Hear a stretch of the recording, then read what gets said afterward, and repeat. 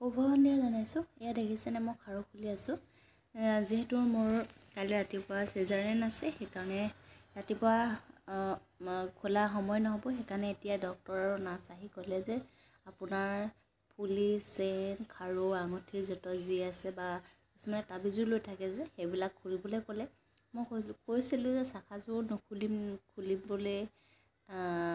নুখুলিম নেকি বুলি, কিন্তু ক'লে যে কিছুমান ৰুল ৰেগুলেশ্যন থাকে ন তেওঁলোকৰ, সেইখিনি খুলিব লগা হৈছে। সেইখিনি মোক বৌয়ে খুলি আছে। বহুত টান হয়, তথাপিও খুলিবই লাগিব সেইবোৰ। আৰু ইমান ৰিস্ক ল'বলৈও ভয় লাগে ন। এটা অপাৰেশ্যন হোৱাৰ পিছত কিবা এটা যদি থাকি যায়, কিবা বহুত ডাঙৰ ৰিস্ক হয়। সেইকাৰণে এখন হাত খুলিলে সেইফালে পূৰা ৰঙা হৈ গৈছেগৈ।